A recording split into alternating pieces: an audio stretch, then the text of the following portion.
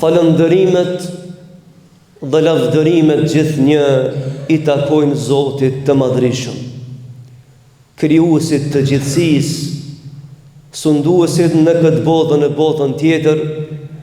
Atë falënderojmë dhe vetëm prej Tij ndihmë dhe mbështetje kërkojmë.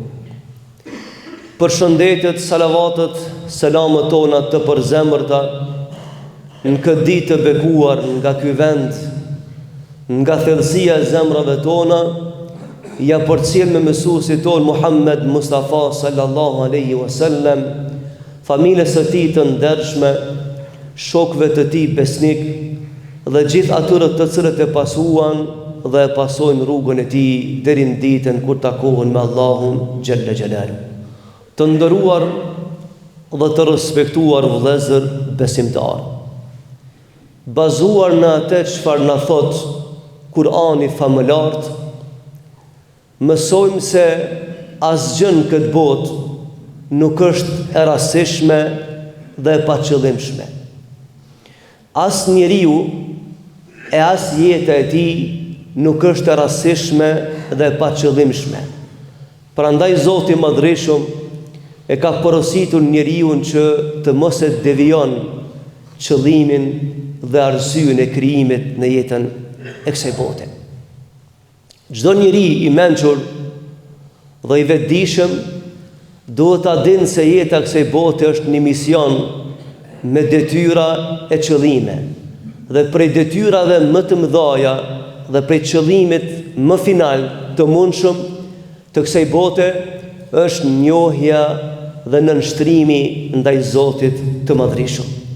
Të ndershëm vëllezër besimtar, në vazhdim të temës objektivat e jetës, sot me lejen e Zotit të Madhrishëm do të flasmi për objektivin kryesor të jetës, sepse në xhuman e kaluar biseduam se prej objektivave të jetës është edhe avancimi i familjes, shoqërisë, kombit ku jeton, e anashkaluam për shkak të datës së 28 nëntorit, ndërsa sot do të flasni për qëllimin kryesor të jetës, objektivin më të madh që mund ta posedon jeta, ajo është njohja e Zotit të Madhrishëm.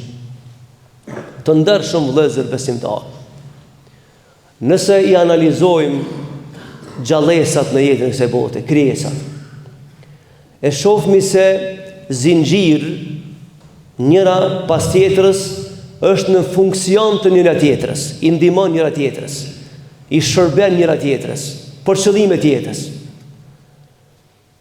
E krejt ky zinxhir i gjatë që dominohet dhe dominon është jeta e njeriu. Njeriu ka reputacion të madh në jetën e kësaj bote. Pse? Sepse Zoti i Madhreshëm ja ka nënshtruar gjitha krijesat. Keni pa për shembull logjikisht, ka krijesa më të mëdha se njeri. Por kush ja nënshtroi njerit të krijesa? Zoti i Madhreshëm. Pra ato kanë një rol tjetër në jetën e kësaj bote. Janë në funksion të njeriu, në shërbim të njeriu. Vallë, njeriu në shërbim të kujt duhet me kanë? Nëse këto krijesa kanë në shërbim të njerit. Dhe Allahu na foli gjatë në Kur'an për këtë çështje. Ka ajete të ndryshme, por mos me gjatë temën, po na shkaloj shpejt. Se si na shërbejnë krijesat? Me lejen e Zotit të Madhrishëm. E ka nënshtruar Allahu tokën për njerin. Njeriu s'ka kriju tokë. Krejt më në bë bashkë sot. Te në ditë gjykimi nuk ka mundësi me kriju dhe. E këna gjetë këtu. Detrat i kemi gjetë këtu. Krejt botën me bë bashkë, nuk mund të krijojmë hanë dhe diell. Dhe s'mund t'ja ndrojmë kajen. I ka kriju Allah dhe i ka dhënë në shërbim të njeriut. Por ky njeri a duhet me pyet në erdhëtën kujt duhet me shërbyk? Kujt duhet me nënshtru ky njeri? Pra qëllimi final kryesor i krijimit të njeriut është me njoft Zotin e Madhreshëm dhe përmes njohjes së Zotit të Madhreshëm, ai me njoft veten si njeri, me njoft përjardhjen, me njoft rrugtimin dhe me njoft destinacionin për ku përfundon. Vëllezër të dashur, a mund me qenë njeriu i mëshëm nëse nuk e analizon ku e ka fundin? A mund me qenë njeri i mëshëm ai cili nuk e pyet veten për çka jam këtë dunja? Ku shumë prunin këtë dunja? Cili është qëllimi jam në jetën e bote? Dhe ku përfundoj unë? Në ditë kur jam mesën e gjallë, ku jam unë? Cili është qëllimi final i jetës? Jeta kësaj bote ka një mision, njohjen e krijuesit, sepse gabimin më të madh që mund ta bën njeriu këtë dunja dhe çmendurinë më të madhe që mund me arrit njeriu është nëse jeton duke mos e njohur Zotin e Madhreshëm. Keni dëgjuar prallazhi të kësaj bote të cilët flasin për Zotin e Madhreshëm me ignorancën maksimale tyre? Ju bjen jetë kësaj bote me pas punë me njerëz të tillë. Vallahi janë shumë çesharak. Çfarë niveli janë? Ai se ka kuptuar pse janë këtë dunjë. Ai nuk e din qëllimin e jetës. Edhe ajo është të luajt me një kartë rrezikshme. Sepse ai cili se ka synim Zotin, edhe ai cili se ka synim xhenetin, ku përfundon rruga e tij? Ku? Çdo fillim e ka një mbarim.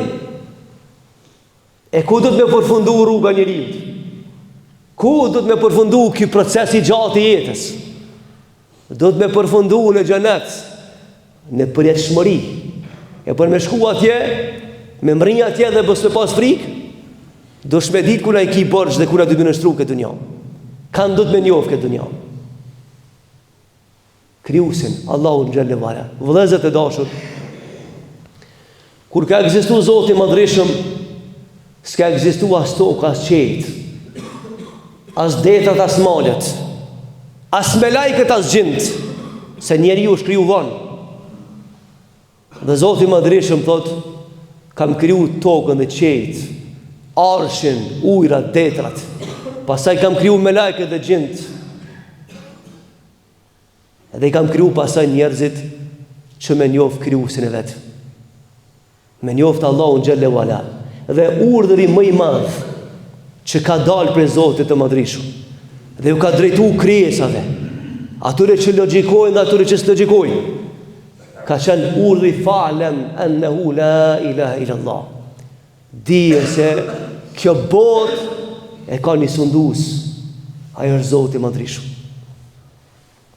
Të gjitha krijesat me dije dhe pa me dije njohin Zotin e Madhreshëm.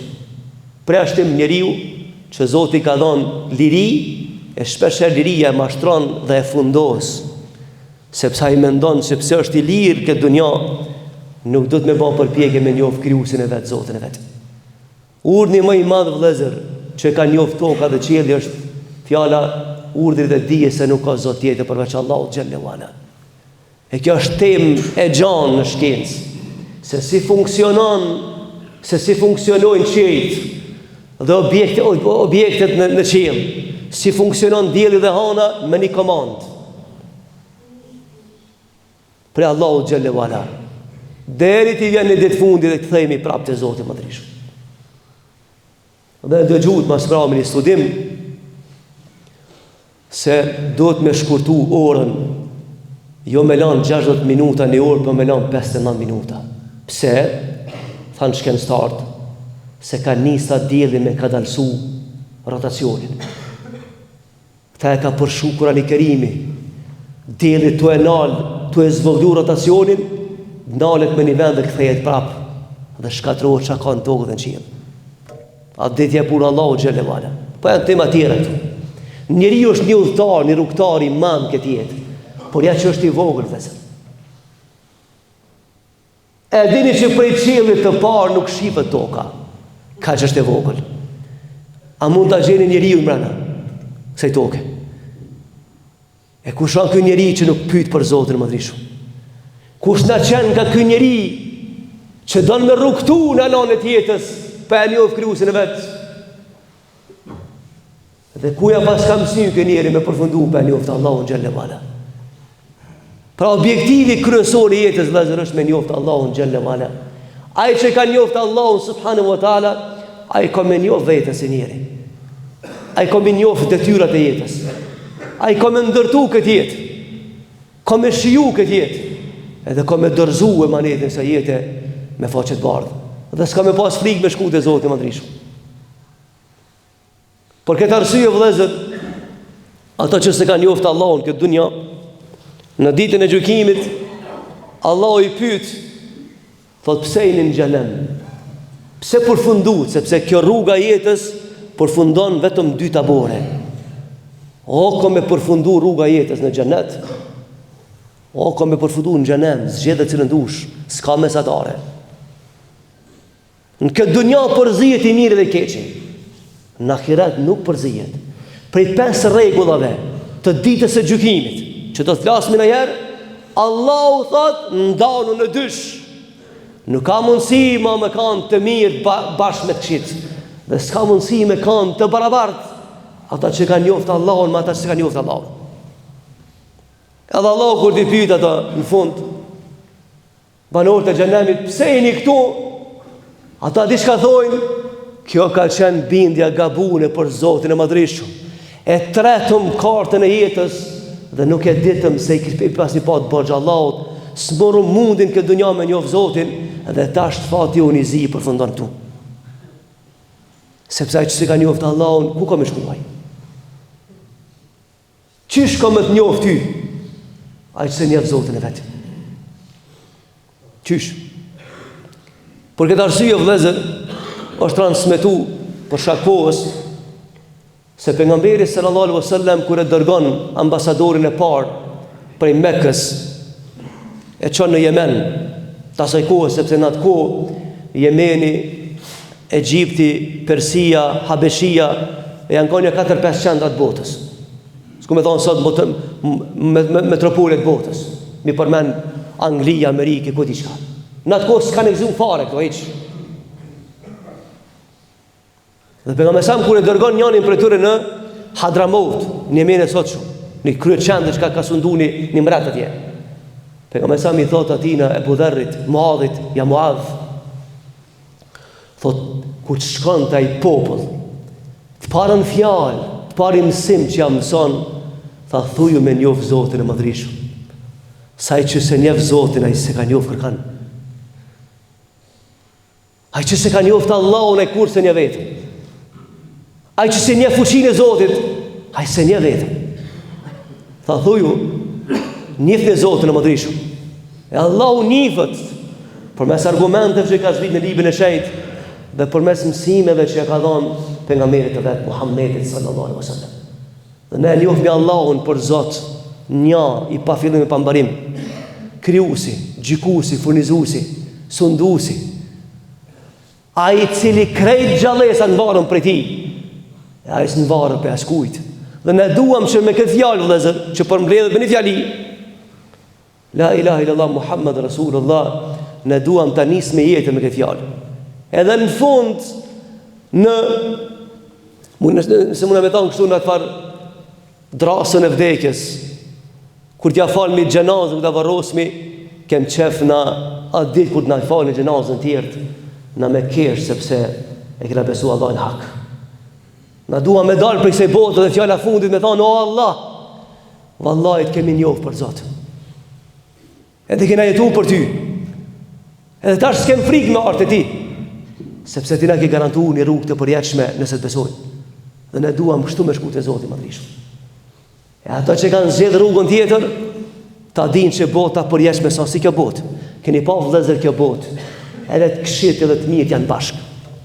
Plot krijesa që si dojmë jetojnë këtë dunjë. Ka thënë pejgamberi sa, ka thënë Allahu xhelle wala, thotë këtë dunjë ja kam dhënë atij që e du dhe atij që s'e du. Ama ahiretin të përjetshmën sunë merra që se të Zoti i madhrishëm.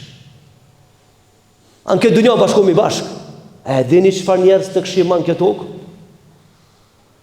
E dini çfarë shoqërie të këqija man këtë tokë? Sepse kjo është e përkohshme. Prandaj dhe bëmi bashkë që të mirë. E në të përjetshmën kanë me fituar ato të cilët e kanë ndërtuar të përjetshmën këtë dunjë tu besu në Zotin një dhe tu i ditë kufit.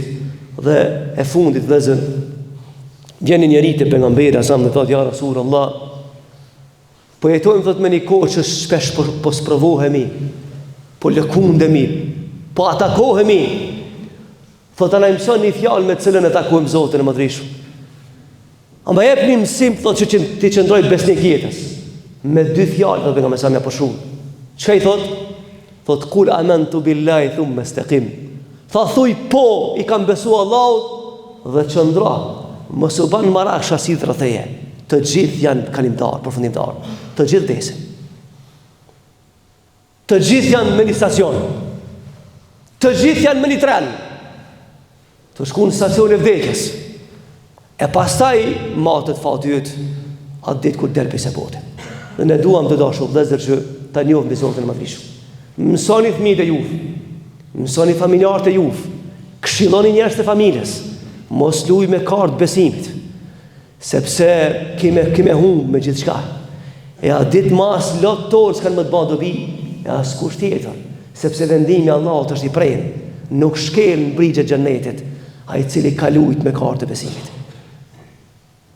E nëse duam birën dikujt me këshillu, dhe tu përfundoj për shkak të kohës, duke dëshmuar se nuk ka Zot tjetër përveç Allahut, ai i cili s'ka fillim dhe s'ka mbarim, dhe ne jemi robë dhe krijesa të Tij, që jetojmë këtë dunja vetëm me lejen e Tij, sa jep lejaj, e inshallah dalmi pse botë me fashet bardhë, walhamdulillahi rabbil alamin, al-Fatiha.